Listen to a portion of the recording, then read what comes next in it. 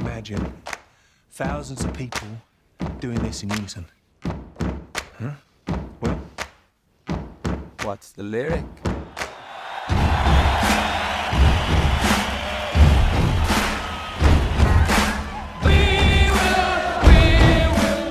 This week, Queen rules again in the spectacular song-filled biography Bohemian Rhapsody.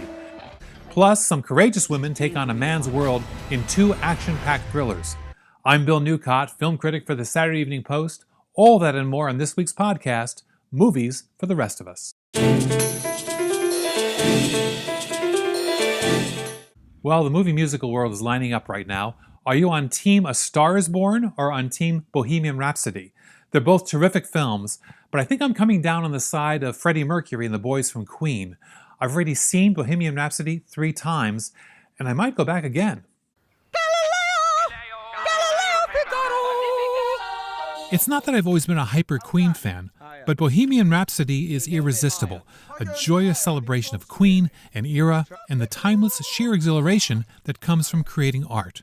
How many more Galileos do you want? Rami Malek plays Queen's lead singer, Freddie Mercury, portrayed as an eccentric loner who takes up with a group of fellow misfits to concoct a perfect storm of musical creativity. With an awkward manner and soulful eyes, Malek earns our sympathy from the get-go. His thrilling stage performances, preening and prancing like a hybrid of Mick Jagger and Truman Capote, emit an energy that nearly melts you to your seat. The supporting cast is perfect, especially the guys who play the rest of the band and Lucy Boynton, who co-stars as Freddie's surprisingly understanding wife. But the real star here is the soundtrack, and if the final 15 minutes, a recreation of the band's electrifying 1985 Live Aid performance, doesn't rock you, then you'd best just head straight home and play some Johnny Mathis records. you're a legend, Fred. We're all legends.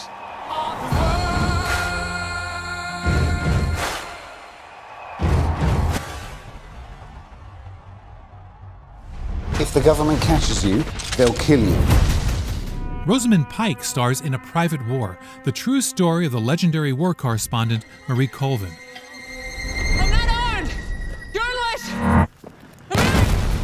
Now, I've known my share of battlefield reporters over the years, and Pike captures perfectly that often lethal mix of dedication to learning the truth and addiction to the adrenaline rush that comes from dodging bullets. It's a pulse-pounding performance, one embedded in a film that offers no real story arc, but simply takes the character from one living hell to another, heaping atrocities upon each other until reaching its inevitable conclusion. Maybe I would have liked a more normal life. Maybe I just don't know how.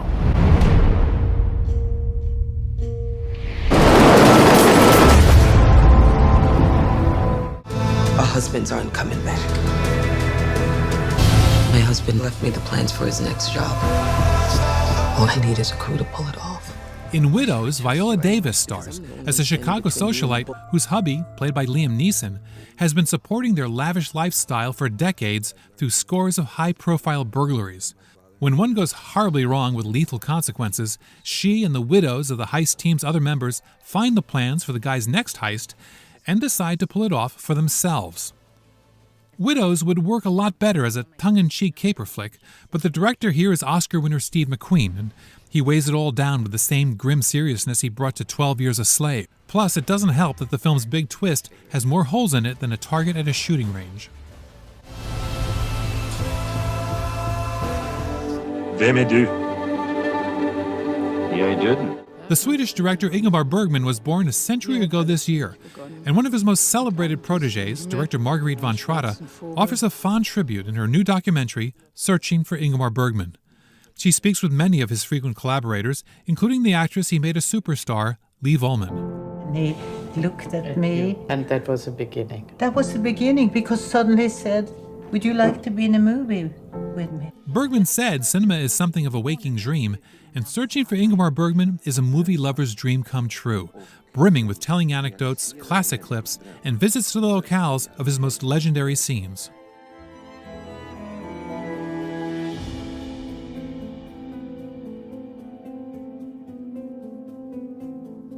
Well, a mixed bag of movies come to Blu-ray and DVD this week. Here are my home video quick hits.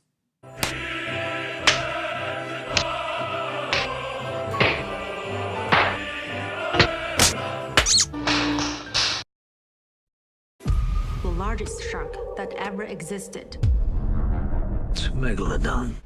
Name your favorite shark movie trope and you'll find it in the shark thriller The Meg. Panic on the beach? Check. Futuristic underwater research facility? Check. Helpless diver in a shark cage? Check. Need a bigger boat? Check.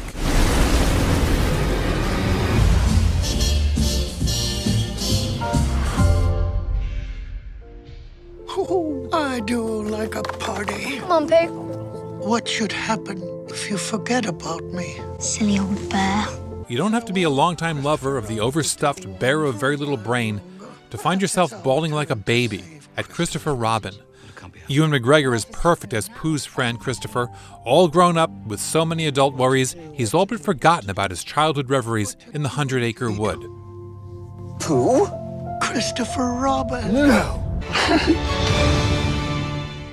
This is a frame up. Hey, Papillon, right? Got any money? Get some. Never escape without it. I can never figure out why studios feel compelled to remake classic movies that have aged perfectly well. But here's Papillon, an update of the 1973 Prison Break classic. The stars are capable, but Charlie Hunnam doesn't have the gritty charm of Steve McQueen. I mean, who does? And Bohemian Rhapsody star Rami Malek will make no one forget Dustin Hoffman's indelible performance as the hero's sidekick. Watching Papillon, ably directed by Danish director Michael Nohr, you just can't help but wish everyone had decided to make a different movie. If I ever get out, I'm gonna live a different kind of life. That's our podcast. For more on the movies, come to SaturdayEveningPost.com/movies, and for all my reviews, interviews, and videos, come to my website, moviesfortherestofus.com. For the Saturday Evening Post, I'm Bill Newcott.